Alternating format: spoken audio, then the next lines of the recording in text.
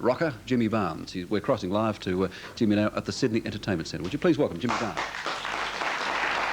Welcome, Jimmy. Thank you for your time. Have you been rehearsing, or are you about to? No, we're about to. I've actually been sitting here for about an hour slogging over the lyrics, trying to learn the words to all the songs that I'm doing tonight. Well, do you normally have trouble? I know some of the unnamed top musicians in Australia have trouble with words. Nameless. No, normally I'm pretty good, because if in doubt I just make them up, you know. But tonight I'm not doing my own songs. I'm doing a set with Crowded House, so it's a whole pile of songs that I've known for years but never really had to sing, so it'll be fun. Have you ever played with or sung with Crowded House before? No, never. I've seen them once in Hawaii, and I know the guys, of course, because we're close friends, but it's going to be great fun. How different is that, Jimmy? I mean, can you just go out there and jam the way instrumental musicians can, or do you have to really... Oh, yeah, I can fake it. You can fake it. Yeah, I can carry it, no worries.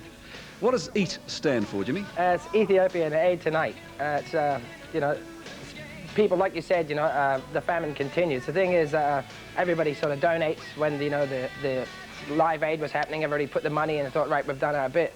And what they're trying to get across is that, is to prevent the thing happening and the continual, battle against it. So basically, we're trying to get as much money as we can to keep the thing rolling and to get the people, helping themselves, get some, yes, equipment to them and whatnot. Well, yeah, there is a target, though, of $800,000, I think, Yeah, I believe so, yeah. Now, why did you despise... You've made the point in the past that you were a rock and roller, that you, apart from race, which I'll talk about in a moment, you stay away from politics, you leave that to Midday Oil and such, but why have you decided to come on this one? Well, I don't think whether, kids are starving or not is political. I think when there's someone dying of hunger and when you think there's 10% more food in the world than we all actually need, I think something's got to be done about it, There's definitely something wrong. So to me, it doesn't seem political at all. Well, unfortunately, of course, the fact that the kids do die and we can produce so much food around the world, something's stopping it getting from here to there, isn't it? Yeah, it seems crazy, but they're doing quite a bit. Apparently, I was reading the sheet before that since 1960 they've eliminated hunger from 50 countries already, which is that's a great feat already. So if they keep working on it, I'm sure that they reckon by in another 20 years or something, they can have, no hunger in the world, which would be, I'd be a happy man if I could see that. Yes, indeed, especially with a father of 3 children yourself. Yeah, that's right. Now, you must get requests, because rock and rollers do drag people in. You get lots of requests to do all kinds of things.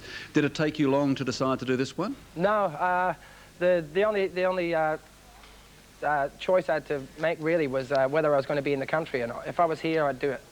At one stage I was looking like I was going to be on tour in America, and unfortunately for the American tour, but fortunately for the EAT show, I wasn't doing it, so it's yes, great. Indeed, it is fortunate. And I mentioned racism. You've gone public. The only issue I've seen you political about has been the fact of the racism, the immigration debate's been hot in Australia recently. It is. It's ridiculous, isn't it? I think basically my theory on that is it's just like people should be let into the country on their merits and not on their race. I don't think whether a guy's purple makes any difference if he does a job well or if he's needed to be here. Would you, do you think strongly enough about it to, because you're talking to ordinary Australians when you go and do rock and roll, would you ever raise it in concert the way Midnight Oil does? If it got to, I guess if it got to a point where, it gets out of hand. At the moment, it's ridiculous and it can be stopped. And it seems to be, the whole issue seems to be getting fueled by, politicians and by, like, idiots outside, who read about it and then think, yeah, they're right, let's go and, beat up some Asians or something. But if it gets really out of hand, I guess I'd become more vocal on it. But like I've said in the past, I think a rock and roll show is an escapism thing, and when people come to a rock and roll show, they shouldn't be preached at. They should get there and see the light. Yes. Well, obviously, another side of the motivation that you have is that your wife is a half Thai. Is she? Sorry, Reed? No, she's Thai. She is Thai, fully Thai. Yes, yeah. All right.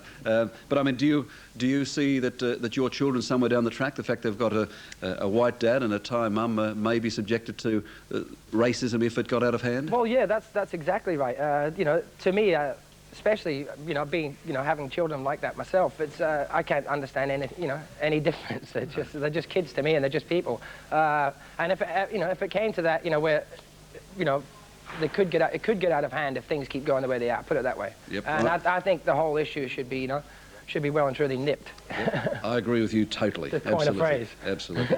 To coin a phrase. Now you've been closeted away. Apart from doing this, you're recording another album. Yeah, I'm actually just mixing and sort of checking out a live album, finding tracks and stuff. So I'll be in there for a couple of weeks. Probably we'll have that out for the end of the year.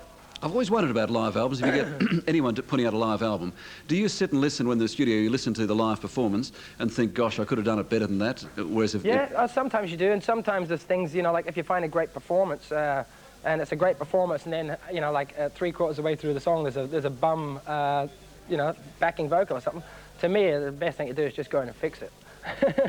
But Yes. there's a classic story. I forget, there's a famous band who will rename